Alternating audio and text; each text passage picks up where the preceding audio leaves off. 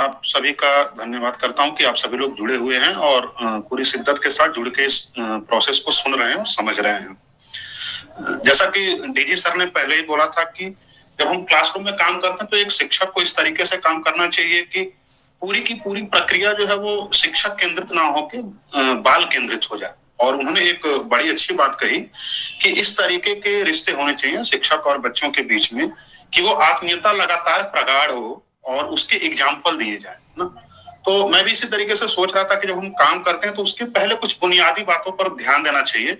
फिर मैं आगे आऊंगा कि किस तरीके से कुछ अलग अलग गतिविधियां हम कर सकते हैं। तो मैं कोशिश करूंगा कि मैं कुछ डेमो करके दिखाऊं, कुछ सीधे हम करके देखने की कोशिश करेंगे। और फिर हम देखेंगे कि हिंदी के बाद फिर गणित में हमारे साथी हैं विकास, और उसके बाद मनीष जी हैं, वो उस पर कुछ काम करके दिखाएंगे कि किस तरीके से क्लासरूम की प्रक्रिया को रोचक बनाया जा सकता है। तो अगर देखें तो सबसे पहली बात तो यह है कि चूंकि एक लंबे समय के बाद स्कूल खुल रहे हैं, और तो इसलिए ये भी जरूरी हो जाता है कि जब शिक्षक एक जुड़े तो वो इस तरीके से बच्चों के साथ घुल मिल जाए कि बच्चे और शिक्षक के बीच में कोई अंतर ना रहे। वो भी शिक्षक भी बाल सुलभ जिज्ञासाओं के साथ जुड़े और फिर उसी तरीके से बच्चों के साथ इस कदर जुड़े कि बच्चे उनसे कोई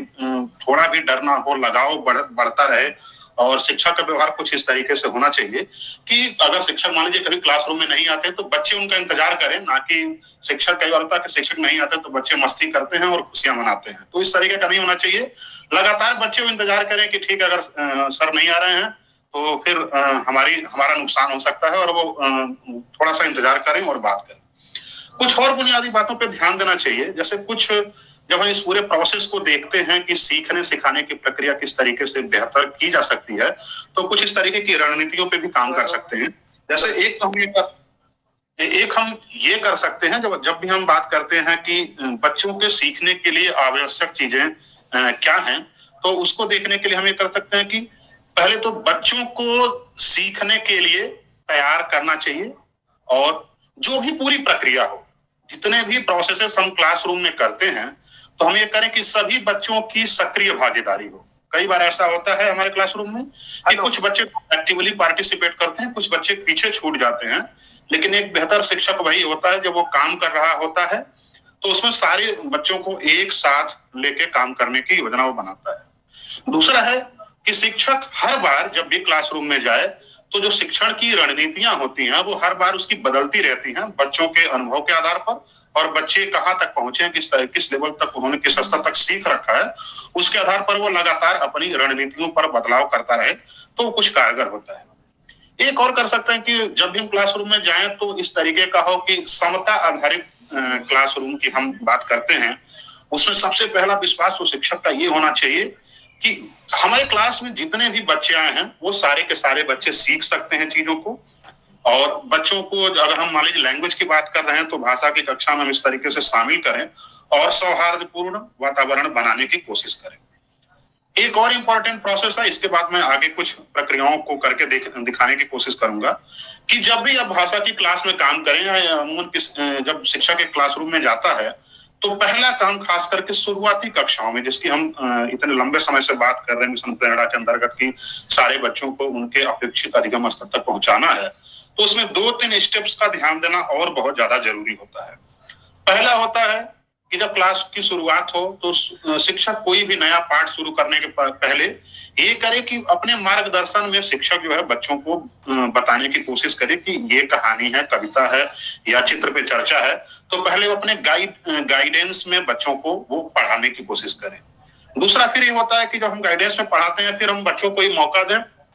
कि कुछ बच्चे करें और कुछ हम करें, तो मिलकर सीखने सिखाने की प्रक्रियाओं को आगे बढ़ाने की बात होती है। तीसरा होता है कि जब हम मिलकर सीखने सिखाने की प्रक्रियाओं में आगे बढ़ जाते हैं, उसके बाद होता है कि हम बच्चों को थोड़ा सा स्वतंत्र छोड़ते हैं, और स्वतंत्र छोड़ के हम ये करते हैं कि बच्चा स्वतंत्र रूप से कुछ करने की कोशिश करे।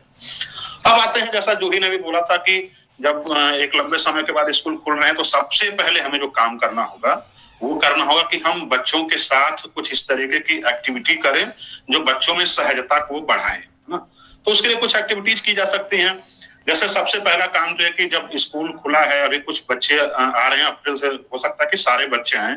तो सबसे पहला काम जो एक शिक्षक के रूप में करना चाहिए वो ये है कि अपना और बच्चों का आपसी परिचय कर लें। आपसी परिचय में आप ऐसे शुरू कर सकते हैं कि पहले अपने से ही शुरू करना चाहिए एक शिक्षक को, क्योंकि बच्चे खास करके शुरुआती क्लास के बच्चे बातचीत करने में हो सकता है कि हिचक रहे हों या कुछ और दिक्कतें हो सकती हैं। तो आप जितना उनको इजी फील कराएंगे, सबसे पहले आप अपना नाम बता सकते हैं, जैसे मेरा नाम ये है, मैं इतने सालों से पढ़ा रहा हूँ, और कुछ अपने पसंद और नापसंद की चीजों पे भी बात कर सकते हैं कि मुझे ये खाना पसंद है, इस तरीके की मिठाई पसंद है, मैं किताबें पढ़ना या घूमना ज्यादा पसंद करता हूँ। उसके बाद उसी तरीके के प्रश्न आप बच्चों से कर सकते हैं। जैसे आप उनको गाइड करेंगे और अपने बारे में बताएंगे, तो देखिएगा बच्चे बहुत ही उत्साहपूर्वक जो है वो अपने बारे में अलग अलग तरीके की चीजें बताना वो शुरू करते हैं। एक तो ये हो सकता है। दूसरा होता है कि जब बच्चे आते हैं विद्यालय में, तो उनको खास करके क्लास 1 के बच्चों के साथ ये किया जा सकता है कि पूरे विद्यालय को एक बार उनको हम घूम के देखने को बोलें, और उन्होंने विद्यालय में क्या क्या ऑब्जर्व किया है, तो एक तरीके से उनका जो है लगाव बढ़ता है कि किन किन चीजों को देखा है, उनके बारे में अपनी राय रख पाए। तो विद्यालय से सामान्य परिचय कराया जा सकता है। इसके बाद हम ये कर सकते हैं कि किस तरीके से आप देखेंगे कि और भी बहुत सारी चीजें होती हैं। एक खास बिंदु पे मैं आपका ध्यान देना चाहता हूँ कि जब भी हम कुछ एक्टिविटीज करें, तो उसमें हम इस तरीके से बच्चों को इंगेज करें या जोड़ें कि उसमें बहुत सारी जो उनकी इमोशनल चीजें होती हैं, भावनात्मक स्तर पर भी हम उनको टच करने का प्रयास करें और उससे कुछ चीजें वो निकल के सामने आए, इसको भी हम देखने की कोशिश कर सकते हैं। तो शुरुआती दौर में हम ये कर सकते हैं कि मान लीजिए अगर आपको कुछ कहानियों से, कविताओं से शुरू करना है, तो मान लीजिए अगर आपको किसी कविता पे काम करना है ना, तो कविता पोस्टर, जैसा आप जानते हैं कि कविता पोस्टर तमाम तरीके के आपके पास दिए गए हैं। जैसे मेरे पास अभी एक ये इस तरीके का कविता पोस्टर है ना, और इसमें बात की गई है पतंग नामक कविता है ये। इसी तरीके से आपके पास 5 कविता पोस्टर पहुंचे हैं और अलग अलग किताबों में पहली क्लास से लेकर 5वीं क्लास तक की किताबों में अलग अलग तरीके की कविताएं दी गई हैं। पहली क्लास में तो पहला ही पाठ कविता है। कविताओं को शुरू करने से पहले हमें यह ध्यान रखना चाहिए कि जब भी हम कविता पढ़ाने की बात करें, तो सबसे बढ़िया बात तो ये होगा कि किसी स्थानीय कविता से शुरुआत हम कर सकते हैं, क्योंकि स्थानीय कविता जो होती है वो बच्चों की लोकल भाषा में अगर हो तो वो ज्यादा बेहतर होती है, और कई बार वो होती भी है। बहुत सारी कविताएं ऐसी हैं जो बच्चों की लोकल भाषा में होते हैं। उनसे शुरू करते हैं तो बच्चों का कॉन्फिडेंस बढ़ता है, क्योंकि उनको लगता है कि मैं जो घर पे सुन रहा था, अपने मम्मी पापा से सुन रहा था, दोस्तों से जो बात कर रहा था, उसी तरीके की भाषा स्कूल में भी है। हाँ, ये जरूर है कि उनके बच्चों की स्थानीय भाषा या घर की भाषा को धीरे धीरे हम स्कूल की भाषा से जोड़ते हैं, लेकिन शुरुआती दौर में हम जितनी ज्यादा तवज्जो उनके घर की भाषा को देंगे, उतने बेहतर तरीके से बच्चे जुड़ पाते हैं, उनमें कॉन्फिडेंस आता है, और उस कॉन्फिडेंस के साथ वो बहुत सारे सवालों के जवाब दे पाते हैं, अलग अलग तरीके की राय रख पाते हैं, सवाल कर पाते हैं। तो सपोज करिए इस तरीके के पोस्टर्स हैं, तो पहले तो आप बच्चों को दिखा सकते हैं, जैसे हमारे पास जितने भी हैं चित्र चार्ट हैं या फिर इस तरीके के कविता या कहानी के पोस्टर्स हैं, तो इनकी आप देखेंगे कि बड़ी खूबसूरत बात ये है कि ये तो अभी आपके पास ब्लैक एंड व्हाइट दिख रहा है, लेकिन आपके स्कूलों में जो गए होंगे वो रंगीन गए हैं सारे ना। और कविता में भी बहुत सारे छोटे छोटे चित्र दिए गए हैं, कुछ कविता दी गई है 4, 5, 6 लाइन की, और उसका एक शीर्षक है। तो हम पहले ये दिखा के बता सकते हैं कि देख लीजिए किस तरीके का आपको ये दिख रहा है, ठीक है। क्योंकि शुरुआती दौर में हो सकता है कि पहली क्लास के, दूसरी क्लास के बच्चे भी पढ़ना ना जानते हो, लेकिन अपर क्लास के बच्चे पढ़ सकते हैं। और उसके बाद आप क्या करिए कि कविता को हाव भाव के साथ पढ़ाइए। कोई भी कविता होगी या कहानी होगी, इस पे मेरे बाकी के साथी भी प्रकाश डालेंगे बाद में, कि जब एक शिक्षक क्लासरूम में जाता है तो शिक्षक का काम होता है कि कविता में जो रस है, मान लीजिए अगर वो बच्चों के साथ हम कविता कर रहे हैं, तो जिस तरीके का है उसी तरीके के आपके शारीरिक भाव भंगिमा भी होनी चाहिए। आप ऐसा नहीं कि आप कुर्सी पे बैठ गए, कुर्सी पे बैठ के कविता पढ़ा रहे हैं, तो फिर बच्चे रुचि लेना बंद कर देते हैं। तो आप आराम से आप इस तरीके के कविता पे जैसे आप ठीक ढंग से हाव भाव के साथ पूरी हाथों से क्रिया प्रतिक्रिया करते हुए पूरे शरीर के साथ आप बच्चों को गोल घेरे में बिठा के भी आप चीजों की शुरुआत कर सकते हैं। और उसके बाद ये करिए कि एक कविता आप पूरे हाव भाव के साथ, सुर लय ताल के साथ कम से कम 2 से 3 बार बच्चों को दोहराने को कहिए। इससे क्या होता है, छोटी कविता होती है, आप जब 2 से 3 बार बच्चों को बोलते हैं और उनके साथ मिलके गाते हैं, तो सबसे पहली बात, जैसे ही आप मिलके गाते हैं तो बच्चों की झिझक दूर होती है, और बच्चों की जैसे बच्चों की जब झिझक दूर होती है तो वो क्या है कि वो चीजों को याद करते हैं या उनके दिमाग में वो बैठ जाता है। उसके बाद आप देखेंगे कि बच्चे फिर वो अपने मन से ही बहुत सारी चीजें वो करने लगते हैं कविता में, है ना। आप देखेंगे कि क्लासरूम के बाहर या क्लास में ही बच्चे बैठ के गुनगुना रहे हैं, तो फिर आप कोशिश करिए कि एक दो बार पढ़ने के बाद बच्चा जो है खुद वो कविता को अपनी भाषा में प्रस्तुत करने की कोशिश करे। इसका अगला स्टेप आप ये कर सकते हैं कि मान लीजिए आपने ये पतंग पे 4 लाइन की कविता है और यहाँ पे अंतिम में है कि अरे कट गई लुटी पतंग, इस तरीके से जब हम बात करते हैं तो फिर हम बात करें कि मान लीजिए इस कविता को अगर आगे बढ़ाना हो तो क्या कर सकते हैं। तो बच्चे कुछ जोड़ सकते हैं, कुछ अपनी लाइन बना सकते हैं, अपना राइमिंग के हिसाब से कुछ नए शब्द जोड़ सकते हैं, तो वो भी हम देखते रहें। दूसरा ये है कि जब हम इस पूरी प्रक्रिया को कर रहे हों तो एक बात हमेशा ध्यान देना चाहिए कि शुरुआती दौर में बच्चों के उच्चारण पर या अगर मान लीजिए कभी कुछ लिखने का काम कर रहे हैं तो बच्चों की वर्तनी पर बहुत ज्यादा ध्यान नहीं देना चाहिए। उच्चारण पर और वर्तनी पर भी हम ध्यान देंगे, लेकिन धीरे धीरे बाद में जब और कई स्तर के काम हो जाएंगे तो हम उस पर काम करने की कोशिश करेंगे और बच्चों को ध्यान दिलाने की कोशिश करेंगे। तो और एक और बात है कि कविता, देखिए कविता का जो मूल उद्देश्य है, आपने कलरों में भी देखा होगा जो निर्देश दिए गए हैं और समृद्ध में भी स्पष्ट रूप से लिखा हुआ है कि आपकी कविता वाचन का या क्लासरूम में जब भी आप कविता करा रहे हो तो उसका मूल उद्देश्य होना चाहिए कि बच्चों को आनंद आए, बच्चे उस पूरी शिक्षण प्रक्रिया से जुड़ पाए। तो आप कोशिश करें कि बहुत सारे कठिन सवाल शुरुआती दौर में ना पूछें, खास करके कविता जब पढ़ा रहे हैं, इस तरीके से कर सकते हैं। अब आप देखेंगे कि बहुत सारा जब हम बात करते हैं तो चित्र चार्ट की बात करते हैं और इस तरीके से आप देखेंगे, अगर आपने कलरों की किताब देखी होगी तो ये खास करके पहले की किताब है, मैं एग्जाम्पल के तौर पे ले रहा हूँ। वैसे आपके पास 10 तरीके के चित्र चार्ट जो है पहली से 5वीं तक की क्लासरूम में पहुंचाए गए हैं और इसी तरीके से वो चित्र चार्ट हैं। चित्र चार्ट पर अगर काम करना हो तो उसके लिए भी हमें कुछ बिंदुओं को ध्यान में रखना चाहिए। हालांकि समृद्ध में हमने विस्तार से लिखने की कोशिश की है, लेकिन अगर देखा जाए कि हम क्या क्या कर सकते हैं, एक तो देखिए कि जो हमारे चित्र चार्ट हैं जो दिए गए हैं, जो आपको बच्चों को घेरे में बिठा के रखना है और उनके साथ काम करना है, तो कुछ और चित्र चार्ट पर काम करते समय कुछ बातों का ध्यान रखना चाहिए। सबसे पहले तो ये करें, मान लीजिए जैसे ये चित्र चार्ट है ना, इस तरीके से 10 आपके पास गए हैं और किताब में भी कई सारे हैं। तो चित्र चार्ट पे जब हम काम करें तो कोशिश ये करें कि बच्चों को अर्धचंद्राकार आकृति बनाते हुए बिठाएं, क्योंकि अगर हम गोल घेरे में बिठाते हैं और बीच में चित्र रख देते हैं तो कुछ बच्चों को तो वो चित्र सीधा दिखता है, लेकिन कुछ बच्चों को चित्र उल्टा दिखता है, तो फिर वो समझने में हो सकती है कि कुछ दिक्कतें आए, डेफिनेटली आएंगी जब उस तरीके से उल्टा दिखेगा। तो अर्धचंद्राकार सिचुएशन में बिठाने से क्या होता है कि सारे बच्चे वो चित्र को एक जैसा देख पाते हैं और कोशिश करें कि सारे बच्चे जो है वो चित्र को छू पाए, चित्र को देख पाए और चित्र को महसूस कर पाए। पहला तो ये होता है। दूसरा ये है कि जब हम चित्र की शुरुआत करते हैं तो आप देखते होंगे कि बच्चे जब अपने घर से आते हैं और घर से आते आते जब वो स्कूल तक आते हैं तो बहुत सारी चीजें वो देखते हैं जिनका इमेज उनके दिमाग में बनता है, और उस जो इमेज बनता है, जो चित्र बनता है उनके दिमाग में, उसके आधार पर बहुत सारी चीजें सोचते विचारते हैं। तो आप देखेंगे कि जितने भी चित्र चार्ट आपको मिले हैं या किताबों में जो चित्र दिए गए हैं वो ज्यादातर ऐसे हैं जो बच्चों के परिवेश से जुड़े हुए हैं। ये ऐसे चित्र इसलिए भी दिए गए हैं कि जब बच्चों के परिवेश से जुड़े हुए चित्र होते हैं तो उन पर बच्चों के साथ चर्चा करना ज्यादा आसान होता है। आप चित्र पर कम से कम 2 दिन एक चित्र पर काम कर सकते हैं बड़े आराम से, और 2 दिन काम करने के लिए पहले क्या करना होता है कि बच्चों को अर्धचंद्राकार घेरे में बिठाते हैं, एक बार बोलते हैं कि आप चित्रों को देखें, फिर हम चित्रों के बारे में कुछ सामान्य सवाल करते हैं। जैसे मान लीजिए यहाँ पर इस तरीके से ये जो चित्र दिया गया है, इसमें पहला जो है इस तरीके का है कि कुछ बाग का चित्र है जिसमें अलग अलग चीजें दी गई हैं। तो हम ये सवाल कर सकते हैं पहला, जो केवल कि कौन सी चीजें इसमें आपको दिख रही हैं। ये ऐसा सवाल है जिसके लिए इसमें अगर परिवेश में बच्चे ने बहुत सारी चीजों को देखा है तो बड़ी आसानी से वो पहचान सकता है कि इसमें कहीं कुम्हार दिख रहा है, कुछ पेड़ दिख रहे हैं, कुछ बच्चे दिख रहे हैं, कुछ दौड़ते हुए लोग दिख रहे हैं, और कुछ इस तरीके के जानवर हैं, कुछ खेत दिख रहे हैं, चारपाई दिख रही है। इस तरीके की बातें बच्चे आसानी से बता पाते हैं। दूसरा होता है कि मान लीजिए आपने सामान्य चीजों को देख लिया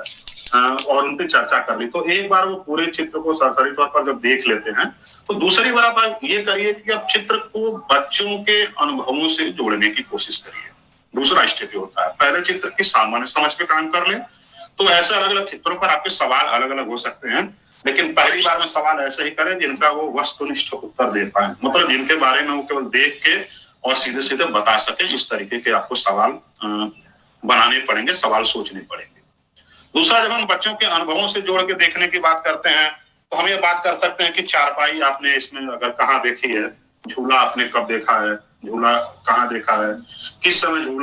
झूले पे लोग झूलते हैं, इस तरीके के सवाल कर सकते हैं। इस तरीके के सवाल खास करके ऐसे होते हैं जो बच्चा परिवेश में तो पहले देख चुका है या उसके जीवन में उस तरीके की चीजें हो चुकी हैं या उनसे गुजर चुका है। इस तरीके की प्रोसेसेस पे आधारित आपको सवाल करने चाहिए। तीसरा स्टेप जो सबसे महत्वपूर्ण स्टेप है,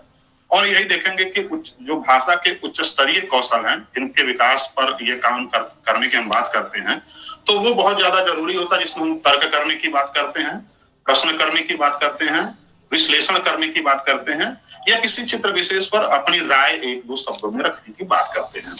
तो जैसे मान लीजिए यहाँ पर है और इस तरीके से दिया गया है, तो इस पे आप कुछ इस तरीके का सवाल पूछ सकते हैं जहां पे बच्चों को सोचने की जरूरत पड़े। जैसे इसमें कुत्ता दिख रहा है, कुत्ते के मुंह में रोटी है, तो ये रोटी कहाँ से लेके आ रहा होगा और ये कहाँ लेके जा रहा है, रोटी का क्या करेगा ये। तो फिर वो उस तरीके से सोचेंगे कि भाई ये रोटी कहाँ मिल सकती है और वहां से ला रहा है तो रोटी ला क्यों रहा है। इस तरीके के सवाल कर सकते हैं। जैसे ये पानी दे रहा है तो हमें पूछ सकते हैं कि ये जो हजारा से पानी डाल रहा है पौधों में मालिक, वो पानी आखिर डाल क्यों रहा है, उससे पौधों को क्या फायदा होगा। तो कुछ इस तरीके के सवाल कर सकते हैं जिसमें बच्चों को थोड़ा सा सोचने का अवसर मिले और सोचने के साथ साथ वो बहुत सारी ऐसी चीजें करें जिसमें उनका जो विश्लेषण शक्ति है या जो तुलना करने की है या प्रश्न करने की है, उस तरीके की चीजों को वो अपने हिसाब से वो बता पाए। अब इसके बाद मान लीजिए अगर हम कुछ और चीजों पे बात करते हैं, जैसे खास करके जब हम ध्वनि चेतना की बात करते हैं कि ध्वनि चेतना पर काम करना है तो या प्रिंट चेतना पर काम करना है, तो शुरुआती दौर में सबसे पहला काम जो करना चाहिए वातावरण सहज करने के साथ साथ में, कि बच्चों को सबसे पहले तो मान लीजिए ये किताब है, तो शुरू के कुछ दिन तो आप बच्चों को किताब ऐसे दे दीजिए और किताब दे के आप बोलिए कि ठीक है ये बताओ ये क्या है। तो आप पहले ही बता दीजिए कि इस तरीके की एक किताब है, किताब में कुछ पाठ होते हैं, पाठ में कुछ चैप्टर मतलब अलग अलग कहानियां होती हैं, कविताएं होती हैं, कुछ चित्र होते हैं और ये दाएं से बाएं पढ़ा जाता है, हम जो बोलते हैं उसको भी हम लिख सकते हैं। तो इस तरीके की बातों से बच्चों का जो है किताब से एक तरीके से जान पहचान हो जाता है। जब हम डिकोडिंग करते हैं या जब हम बच्चों को पढ़ने के लिए प्रेरित करते हैं, जैसे ये तो हो गया कि मौखिक भाषा विकास से रिलेटेड बहुत सारी चीजें हो गई हैं। अगर हम पढ़ने की बात करते हैं तो डिकोडिंग में आप देखेंगे कि जो सबसे पहला काम है वो होता है कि ध्वनि चेतना पर हम काम कैसे करें। तो सबसे पहला स्टेप है कि बच्चे अलग अलग शब्दों की या जो वर्णों की ध्वनियां हैं उसको पहचान पाए। इसके लिए आप देखेंगे कि समृद्ध जो है, समृद्ध में आपका पेज नंबर 32 से लेके आगे 35 तक जो है, इसमें तमाम एक्टिविटीज दी गई हैं ध्वनि चेतना को पहचानने की। इसमें ये बात करते हैं कि आप कैसे परिवेशीय ध्वनियों को बच्चों को सुनाएं, जैसे कोयल की आवाज है, बिल्ली की आवाज है, कुत्ते की आवाज है, गाड़ी की आवाज है, बच्चा सुने और इसकी नकल करे। तो एक तो क्या होता है कि अलग अलग ध्वनियों को शुरुआती दौर में बच्चा सुनता है, उनको अपने दिमाग में रखता है और उसको समझने की कोशिश करता है। फिर आप ये कर सकते हैं कि कोई शब्द बोले और शब्द की पहली ध्वनि से पहचान कराएं। जैसे मान लीजिए आपने बोला राम, तो राम आप ऐसा बोलें कि रा और म अलग अलग दिखे, फिर र की ध्वनि कैसी होगी, उसका सिंबल कैसा होगा, फिर हम ध्वनि और उसके प्रतीक से हम उसका पहचान करवा पाते हैं और इस तरीके से हम प्रोसेसेस को आगे बढ़ाते हैं। एक चीज जो आजकल बहुत जरूरी हो गई, उसमें हमको ये ध्यान देना पड़ेगा कि जब हम इस तरीके की बात करें तो कुछ बच्चों के, जैसे मैंने बोला कि भावनात्मक विकास पर कुछ काम करें, तो उसके लिए एक छोटी सी एक्टिविटी है, मैं वो करके फिर अपनी बात को विराम दूंगा और आगे विकास भाई बात करेंगे। तो एक एक्टिविटी आप बहुत ही आसानी से कर सकते हैं, उसमें सामग्री बहुत कम लगेगी, जैसे एक चार्ट हो सकता है, कुछ वाटर पेंट हो सकते हैं या स्केच का हो सकता है। और उसके बाद आप क्या करिए, एक चार्ट पे पेड़ बना दीजिए और पेड़ बनाने के बाद उसकी पत्तियां मतलब केवल तना बनाइए। तना बनाने के बाद आप बच्चों से बातचीत करिए। क्या होता है कि जब स्कूल में हमने देखा कि बहुत सारे नियम हम बना देते हैं कि इस टाइम पर लंच टाइम में आपको बाहर जाना है, इस टाइम वॉशरूम जाना है, चप्पल बाहर निकालने हैं। ये अघोषित नियम जैसे होते हैं और जिसमें क्या होता है कि शिक्षक अपने आप बना देता है और बच्चे जो है उसको फॉलो करते हैं। कोशिश करें जब हम ये नियम बना रहे हो तो उसमें बच्चों को शामिल करें। पहला काम ये कर सकते हैं, इससे क्या होगा कि जब बच्चे उस नियम बनाने की प्रक्रिया में शामिल होते हैं तो वो समझते हैं कि मेरी भी जिम्मेदारी है, मैं इसको पूर्ण करता हूं और फिर वो एक तो नियमों को मानते हैं और उनको अच्छा भी लगता है कि उनके भी राय को अहमियत दी जा रही है। तो यहाँ पे आप ये कर सकते हैं कि बच्चों से आप वादा करा सकते हैं कि हम जब जब भी एक बच्चा बोलेगा तो सारे लोग सुन रहे होंगे। क्लासरूम को हम साफ रखेंगे, खाने के समय में हम कतार लगा के जाएंगे और इस तरीके से हम बात करते हुए और फिर उसमें हम ये कर सकते हैं कि उनके हाथ पे रंग लगा के और फिर हम पेड़ की पत्तियां बनवा सकते हैं और उसको क्लासरूम में लगा सकते हैं। उससे क्या होगा कि वो एक देख पाएंगे कि हमने जो तमाम वायदे किए थे उसका एक इस तरीके से बना हुआ और उसको वो उस पे कारगर तरीके से वो विचार कर पाएंगे। तो अभी हमारा समय, चूंकि हमने एक नियत समय रखा था 10-15 मिनट रखनी थी, तो मैं अब अपनी तरफ से